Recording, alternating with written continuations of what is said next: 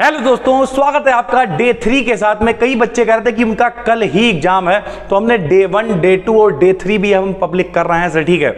और अगर आप अभी कमेंट करेंगे तो हम कोशिश करेंगे एक और वीडियो बनाने की, वादा नहीं कर सकते हैं, लेकिन पूरी की पूरी पीडीएफ हमने एप्लीकेशन पे डाल दी है। BD एप्लीकेशन डाउनलोड कर लीजिए, फ्री स्टडी मटेरियल में सारी पीडीएफ पड़ी हुई है, रात भर में देख डालो, सुबह जाके पेपर दे आओ जाके, कोई दिक्कत नहीं है सर, ठीक है।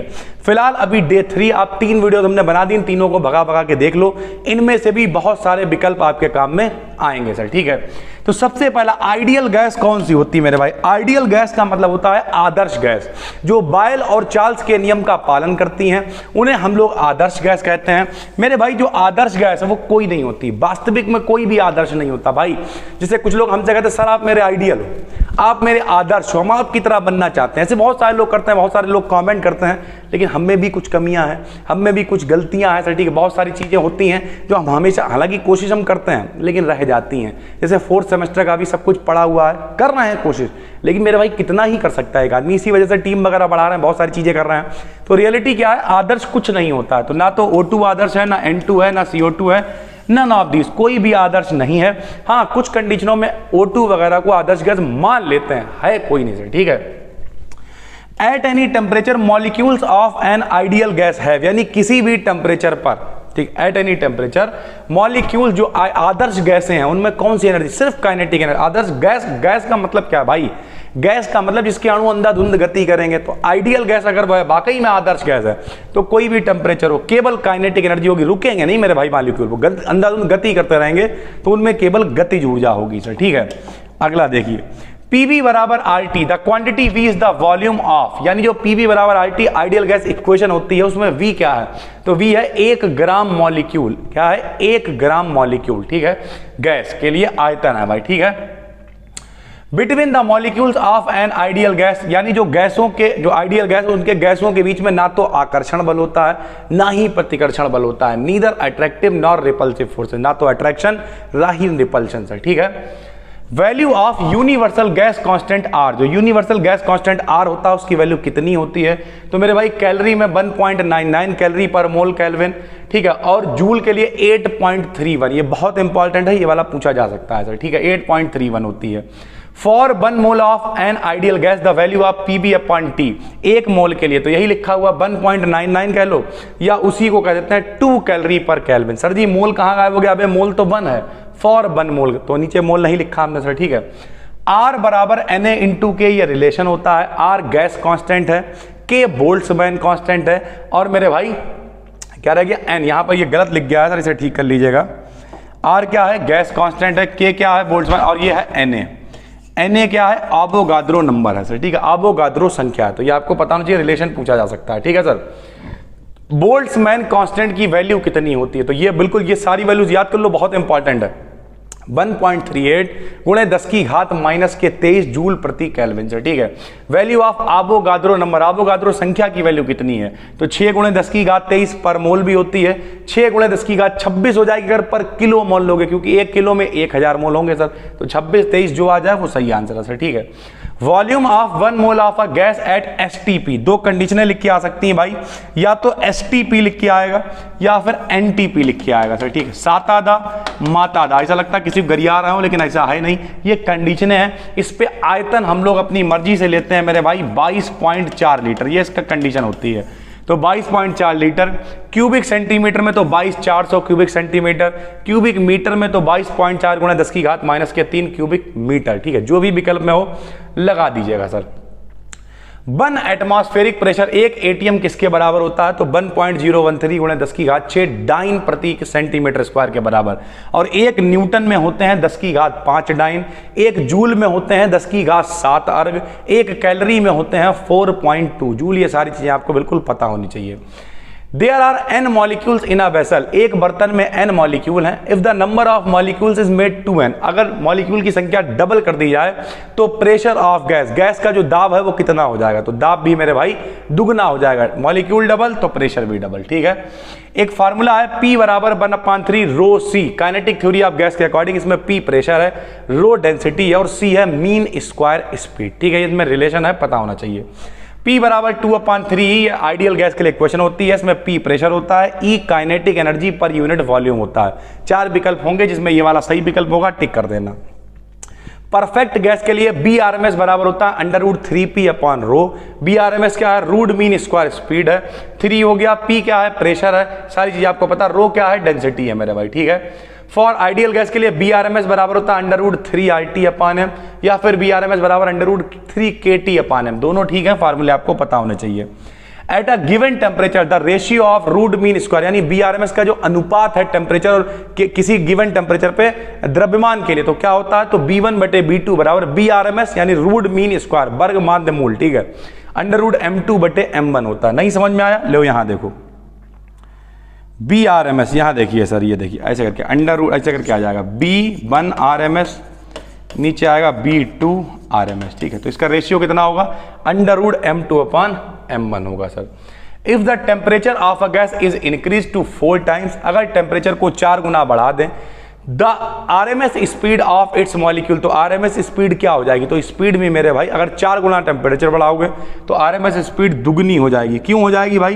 क्योंकि जो बी की वैल्यू है, बी आरएमएस की वैल्यू सर, ठीक है, वो √T के समानुपाती होती है। तो अगर ये 4 गुना बढ़ाओगे तो 4 का √2 बाहर निकल के आएगा, यानी ये दुगना हो जाएगा सर, ठीक है। फार्मूला ये देखो, बी आरएमएस बराबर √3KT/m, देखो T रूट के अंदर है, तो अगर ये 4 गुना करोगे तो रूट के बाहर 2 आएगा, यानी ये फार्मूला होता है, आपको पता होना चाहिए सर, ठीक, ऊपर भी लिखा हुआ था। माइनस के 273 डिग्री सेंटीग्रेड पे मेरे भाई गैस मॉलिक्यूल्स की वेलोसिटी कितनी होगी? 0 हो जाएगी, जम जाएगा पूरी तरीके से। इससे कम टेम्परेचर मेरे भाई नहीं हो सकता है। एवरेज काइनेटिक एनर्जी को कहा लिखते हैं तो 3/2 KT होती है एवरेज काइनेटिक एनर्जी, ठीक है। Absolute zero temperature is attend when, बिल्कुल जीरो टेम्परेचर आपको मिल जाएगा जब kinetic energy of molecules is 0, यानी जिस समय कोई भी मॉलिक्यूल गति नहीं कर रहा होगा उस समय टेम्परेचर कितना होगा भाई? 0 हो जाएगा।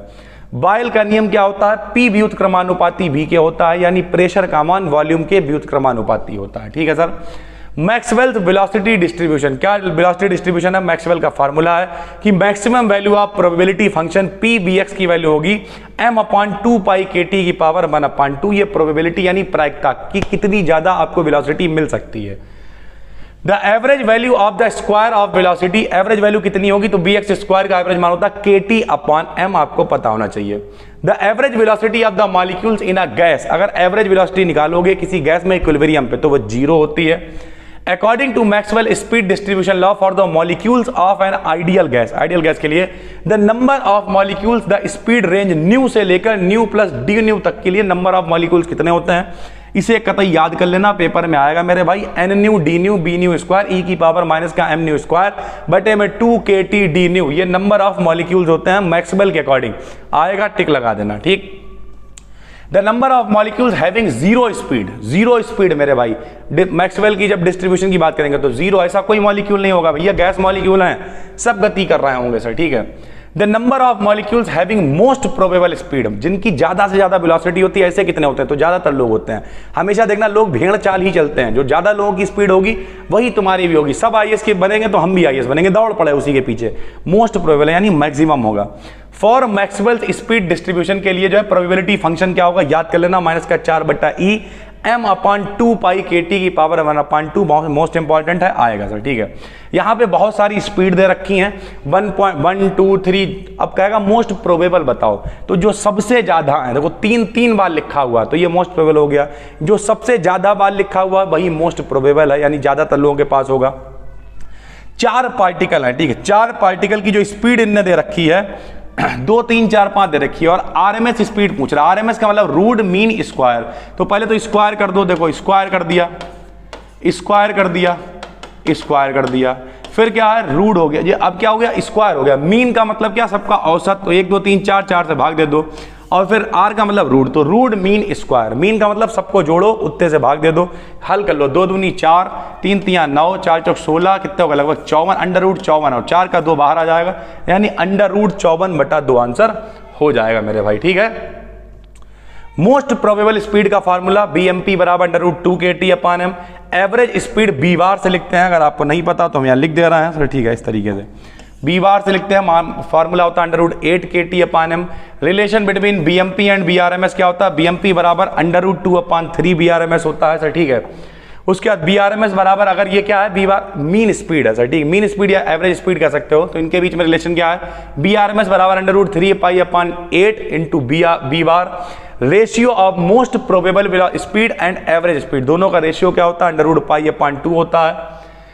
Ratio of root mean square speed BRMS और मोस्ट प्रोबेबल यानी BMP, दोनों का रेशियो कितना, √3/2 होता है। अभी दिखाया था √3 kT/m होता है, एक √2 kT/m होता है, भाग दे दोगे 3/2 आ जाएगा सर, ठीक है। तीनों का अगर निकालें, मोस्ट प्रोबेबल, एवरेज और रूट BRMS यानी इनका रेशियो निकालें, तो 1:1, ये बहुत इंपॉर्टेंट है, 1.12 रेशियो 1.22, ठीक, मोस्ट इंपॉर्टेंट है। सबसे कम होती है मोस्ट प्रोबेबल, उससे ज्यादा होती है एवरेज और सबसे ज्यादा होती है BRMS, ये आपको पता होना चाहिए सर, ठीक है।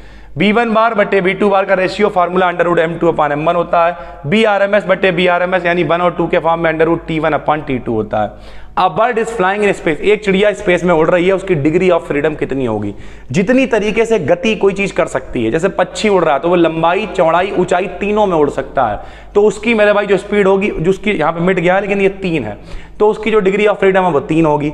कोई कीड़ा मेज पे चल रहा है तो लंबाई चौड़ाई में चल सकता है, तो डिग्री ऑफ फ्रीडम 2 होगी, और कोई चींटा तार पे चल रहा है तो सिर्फ लंबाई में चल सकता है, तो उसकी डिग्री ऑफ फ्रीडम 1 होगी, तो इसकी डिग्री ऑफ फ्रीडम होगी 3 सर, ठीक है। Number of degree of freedom, अगर केमिस्ट्री के लेवल पे बात करें तो डाई एटॉमिक अगर कोई है, डाई एटॉमिक जैसे H2 गैस है, हाइड्रोजन गैस, 2 एटम है तो 5 होती है उसके लिए, मोनो एटॉमिक के लिए 3 होती है, ट्राई एटॉमिक के लिए 6 होती है। याद कर लेना, इसे हल्के में मत लेना मेरे भाई, ये आएंगे विकल्प सर, ठीक है। Law of equi partition of energy is applied only when system is classical only, जब सिस्टम क्लासिकल होता है तभी law of equi partition of energy apply होता है सर, ठीक है। द काइनेटिक एनर्जी पर molecule of a mono atomic gas at absolute temperature T कितनी होती है काइनेटिक एनर्जी, 3/2 kT होती है। डाई एटॉमिक गैस के लिए मेरे भाई 5/2 kT होती है, ठीक है। Cp - Cv बराबर R, मेयर का फार्मूला सभी को पता है, Cp/Cv बराबर 1+2/n, जहां पे n डिग्री ऑफ फ्रीडम होता है, ये फार्मूला पता होना चाहिए। डाई एटॉमिक गैस के लिए Cp/Cv का मान 1.4 होता है सर, ठीक है। उसके बाद ट्राई एटॉमिक के लिए 1.3 होता है, ये भी बहुत इंपॉर्टेंट है। डाई के लिए 1.4, ट्राई के लिए 1.3 होता है। डाई एटॉमिक गैस के लिए गामा का मान 1.4 होता है और गामा का मान 1.6 होता है अगर गैस है मोनो एटॉमिक से, ठीक है। तो ये सारे गामा के मान भी आपको याद होने चाहिए। लगभग 55 से 60 के करीब ये विकल्प हैं सर, सारे के सारे मोस्ट इंपॉर्टेंट है। ये है यूनिट नंबर 3। इसकी PDF हम अभी तुरंत, जैसे क्योंकि कल कुछ लोगों का पेपर है तो जैसे ही ये वीडियो पब्लिक होगी वैसे ही डलवा देंगे हम, ठीक है। BD Academy BSc टेलीग्राम पे ऐप पर देख रहा हो तो कोई बात नहीं, यहीं पर हमने अलग से प्लेलिस्ट बनवा दी है, बन जाएगी। इसमें हम लिख देंगे स्पेशल सीरीज। क्या स्पेशल सीरीज है? Objective special series. उसी फोल्डर के अंदर आप जाना और जाके आराम से देख लेना, उसी में PDF वगैरह मिल जाएगी। चलिए सर, फिर मिलते हैं, तब तक के लिए धन्यवाद, थैंक यू।